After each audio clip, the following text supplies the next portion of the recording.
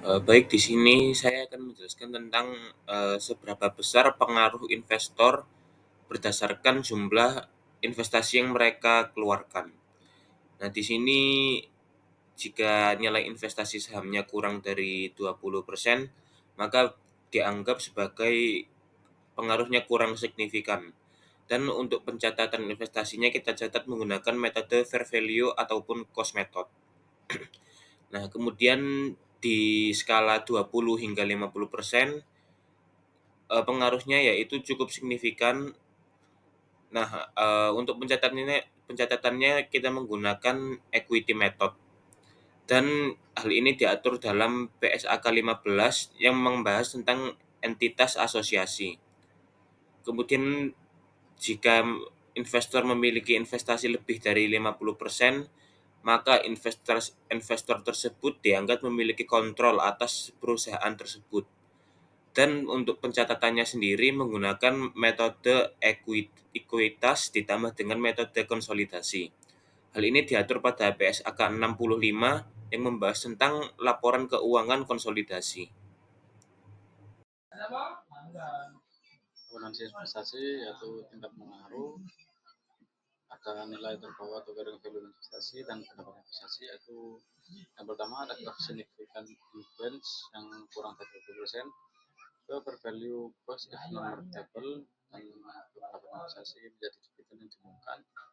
Kemudian terdapat significant influence 20% sampai 50%, ke original cost adjusted to reflect periodic earning and dividend, e.g. the provenance of investee net asset yang menjadi secara proporsional dari pendapatan berkala ya investee. Kemudian pengaruh signifikan terdapat kepemilikan 20% sampai 50% saham biasanya dengan hak suara dianggap pengaruh signifikan dan menggunakan metode ekuitas. Metode ini tidak diperlukan jika kehilangan pengaruh signifikan karena tantangan investasi, kemudian pelepasan hak saham yang di pemahaman saham signifikan, kemudian pemusatan kepemilikan mayoritas, kemudian kekurangan informasi atau mendapatkan perwakilan di dewan direksi. Kemudian pengaruh signifikan di PSK 15, entitas dengan kepemilikan lebih dari 20% hak suara investasi langsung atau tidak langsung dan memiliki pengaruh signifikan, kecuali terbukti sebaliknya kepemilikan kurang dari 20% dianggap tidak memiliki pengaruh signifikan kecuali terbukti ada kepemilikan mayoritas oleh investor lain dengan kemungkinan mayoritas memiliki pengaruh signifikan dan pengaruh signifikan dibuktikan melalui keterwakilan di dewan dari komisaris investasi, partisipasi dalam pembuatan kebijakan termasuk urusan dividen, transaksi material dengan investasi atau penyediaan informasi teknis esensial.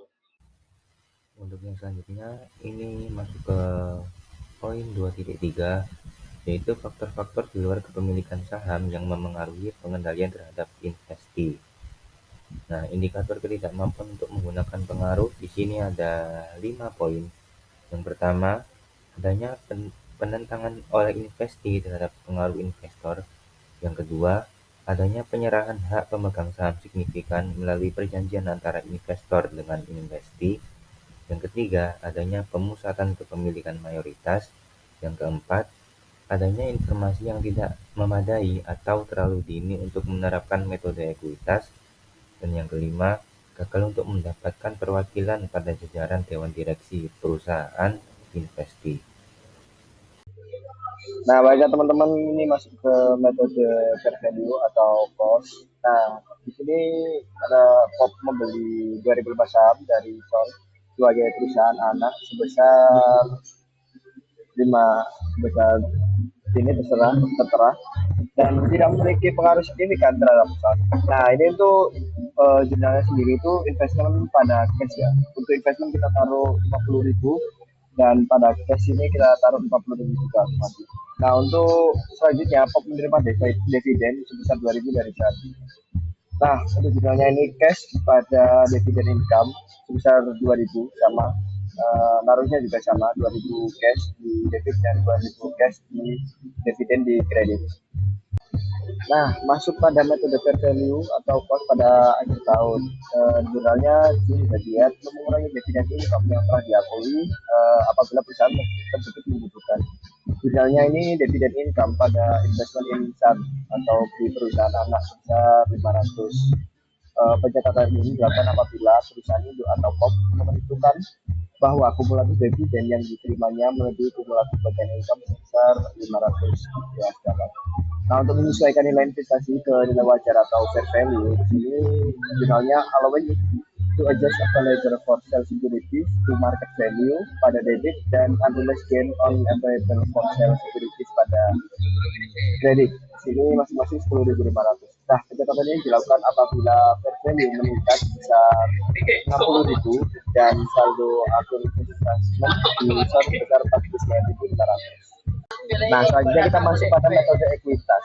Pada tanggal perolehan, perusahaan itu POP pembeli 2.000 saham biasa dengan son dengan harga 50.000 ya. Nah, sebenarnya sama, tetap investment pada cash, investment pada perusahaan dan cash ke 2.000.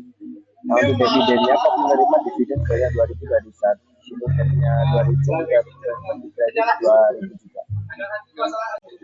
Nah, berbeda pada metode fair value tadi, di sini metode ekuitas pada akhir tahunnya ini POP menetapkan bahwa kepemilikan pada income fund sebesar 2.500.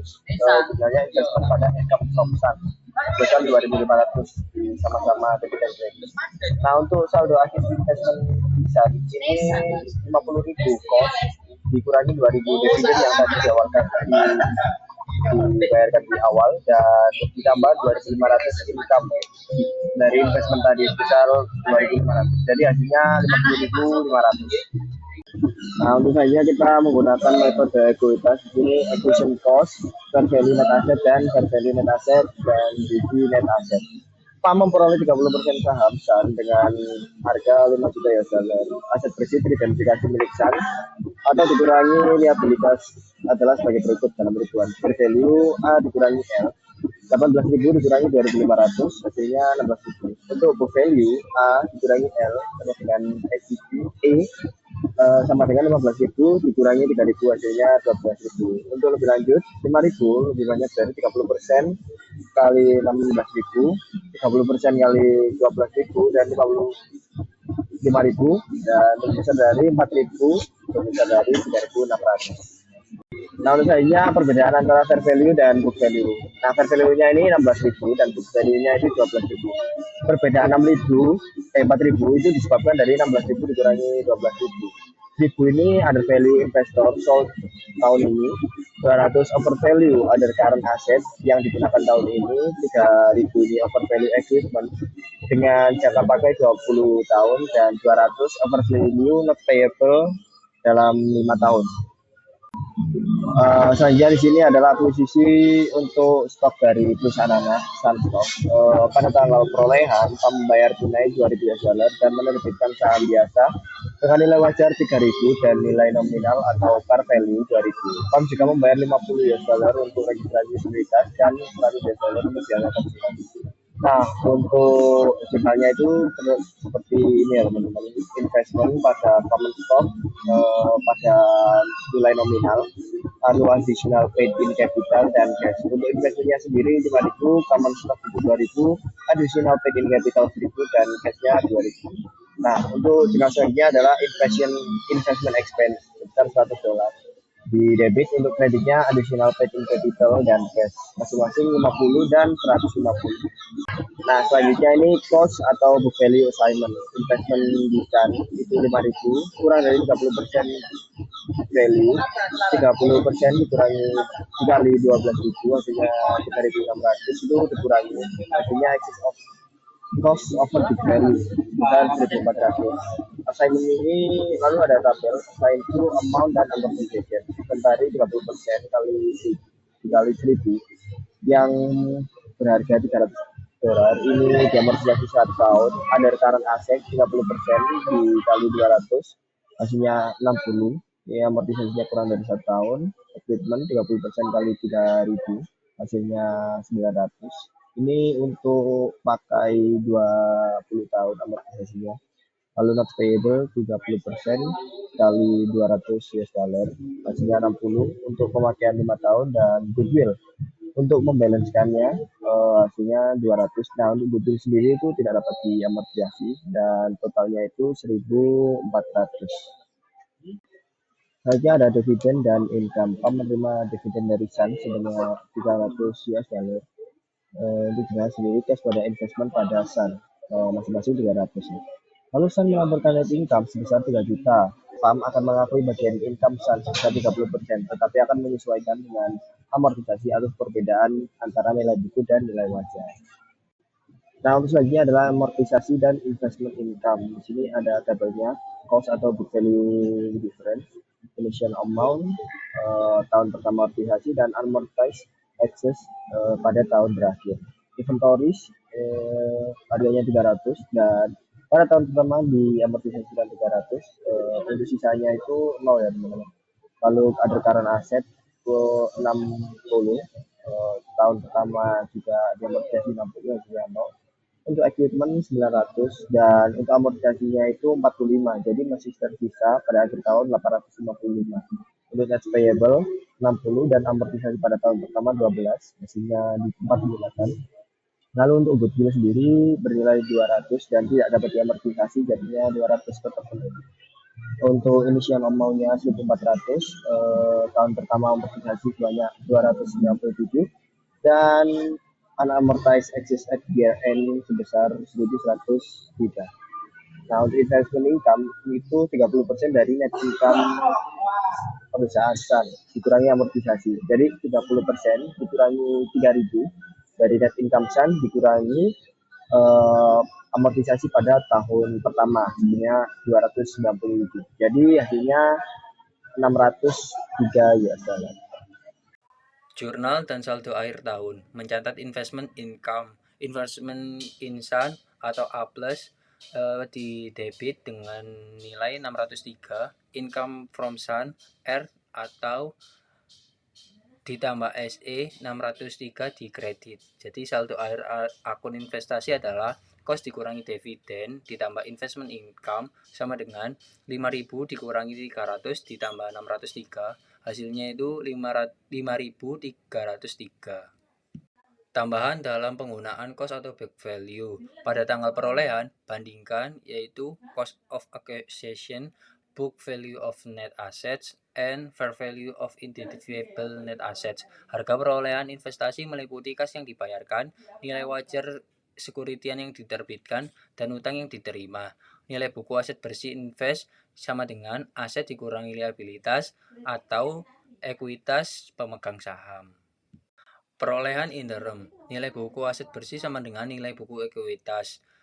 Jika ekuitas diserahkan pada awal tahun, maka menambah pendapatan tahun berjalan atau current earnings dan mengurangi dividen selama ini. Amortisasi untuk bagian tahun pertama yaitu dilakukan amortisasi penuh terhadap inventory dan aset lancar lainnya yang terjual hingga pada akhir tahun. Lakukan amortisasi sebagian terhadap peralatan, bangunan, dan utang yang dihapuskan dalam beberapa tahun. Catat dividen yang terjadi setelah tanggal perolehan. Penggunaan nilai wajar atau fair values. Aset bersih teridentifikasi meliputi seluruh aset dan liabilitas invest, baik yang tercatat maupun tidak tercatat, dengan cara fair value atas riset yang sedang berlangsung, fair value atas liabilitas kontingensi, fair value atas paten yang tidak tercatat. Penguculan gunakan nilai buku untuk biaya pensiun dan pajak yang ditangguhkan atau pension and deferred tax. Bila cost lebih besar dari fair value, maka adanya goodwill. Tetapi bila cost kurang dari fair value, maka ada pembelian dengan diskon atau bargain purchase. Pembelian dengan diskon atau bargain purchase pada saat biaya perolehan lebih kecil dari nilai wajar dari aset bersih teridentifikasi, maka suatu keuntungan perlu diakui. Investasi dicatat sebesar nilai wajar dari aset bersih teridentifikasi, yaitu dengan cara investment in ABC itu di debit, cash SAP itu di kredit, dan gain on bargain purchase itu juga di kredit. Akuisisi bertahap, metode fair value cost itu ke metode ekuitas. Jadi lakukan restatement atas laporan keuangan sebelumnya atau period statement. Pertumbuhan laba ditahan atau saldo laba invest adalah selisih lebih antara income dengan dividen yang diumumkan. Saldo akun investasi menggunakan metode ekuitas yaitu original cost ditambah share of growth in invest return earnings atau amortisasi jika ada. Jadi investment in XYZ itu di debit, lalu return earnings-nya itu di kredit. Menjual ekuitas yaitu penjualan investasi yang bertambah pada berkurangnya pengaruh signifikan terhadap investasi. Metode ekuitas menjadi metode fair value satu cost dan melakukan penyesuaian yang diperlukan dan penjualan mengurangi akun investasi sehingga proporsi lembar saham yang dijual dengan mencatat keuntungan atau kerugian dari penjualan dengan menerapkan metode fair value atau cost atas investasi yang tersisa. Membeli saham dari investasi dengan bila saham dibeli dari pemegang saham lama, maka persentase kepemilikan didasarkan pada jumlah saham yang beredar dan ekuitas investasi tak berubah dengan bila saham diperoleh langsung dari investasi. Persentase yang diperoleh sama dengan jumlah lembar saham yang diperoleh per jumlah lembar saham yang diperoleh per jumlah lembar saham sebelumnya yang beredar. Dengan ekuitas pemegang saham baru investasi dengan ekuitas sebelumnya kita tambahkan dengan nilai yang diterima dari saham baru. Investasi dengan saham preferred lanjutan yaitu perambatan investasi investment income berdasarkan pada pendapatan yang tersedia bagi pemegang saham biasa. Dengan investasi net income kita akan dengan PS dividend. PS dividend itu sama dengan dividen yang sekarang jika kita akumulasikan, kemudian atau dividen mendeklarasikan jika tidak kumulatif. Investasi dengan saham preferred itu bandingkan harga perolehan cost dengan nilai buku saham biasa dengan total ekuitas menjadi nilai buku saham preferred. Nilai buku saham preferred sama dengan full value kita tambahkan dividen in area. Dividen yang diterima akan menjadi bagian dari dividen bagi pemegang saham biasa sama dengan total dividen kita kurangkan dengan dividen saham preferred. Untuk special reporting issues yaitu apabila akuntansi investasi menggunakan metode ekuitas, maka konsolidasian satu garis atau one line consolidation tidak perlu dilakukan terhadap pencatatan pendapatan investasi. Pada saat pendapatan investasi termasuk hasil operasi yang tidak dilanjutkan, pada kasus ini hasil dari operasi yang tidak dilanjutkan dicatat secara terpisah dari pendapatan investasi. Untuk pengungkapan untuk ekuitas investasi yang signifikan, nama presentasi kepemilikan, kebijakan investasi, perbedaan antara nilai terbawa, operating value investasi, dan ekuitas yang mendasarinya, underlying equity dalam aset agregat nilai pasar, besar aset likuiditas hasil usaha, dan pengungkapan terkait dengan SP, ASC 850-1055. Oke, sekarang kita masuk ke goodwill impairment. Nah, karena goodwill ini tidak boleh diamortisasi, maka harus kita cek secara berkala setiap tahunnya. Nah, pada intinya jika fair value dari keseluruhan unit pelaporan itu kurang dari carrying value dari reporting unit itu, maka ada indikasi ada penurunan nilai. Nah, tapi jika ternyata tidak ada penurunan nilai, langkah kedua ini tidak perlu dilakukan. Nah, terus gimana jika ada penurunan nilai? Maka bisa kita lanjutkan ke yang kedua, tahap kedua. Nah, jika fair value tidak langsung dari goodwill itu kurang dari carrying value dari goodwill tersebut, maka kita harus mencatat kerugian dari goodwill tersebut. Nah, kemudian di sini ada contoh soal. Nah, kita asumsikan POM Corporation ini memiliki 80% dari Sun Corporation sebagai investee. Nah, untuk balance sheet-nya konsolidasi carrying value dari goodwill itu sebesar 6,3 juta. Nah, sedangkan total fair value dari Sun Corporation itu memiliki 36,25 juta. Nah, ini bisa kita lihat di pencatatannya. Untuk book value bersihnya itu sebesar 25,1 juta dan untuk fair value bersihnya itu sebesar 31,25 juta. Nah, tapi kan tadi di soal ada disebutkan bahwa carrying value-nya itu sebesar 36,25 juta. Nah, selisih dari total fair value dan aset bersihnya dan nilai bersihnya ini sebesar 5 juta. Inilah yang kita sebut sebagai goodwill. Nah, Untuk 5 juta itu sendiri adalah fair value dari goodwill-nya. Sedangkan tadi di soal ada carrying value dari goodwill adalah 6,3 juta. Nah, jika kita kembali ke slide sebelumnya, jika implied fair value itu kurang dari carrying value dari goodwill, maka kita harus mencatat kerugian. Jadi selisih dari carrying value dan fair value dari goodwill adalah 1,3 juta, maka kita harus mencatat kerugian dari goodwill sebesar 1,3 juta dolar.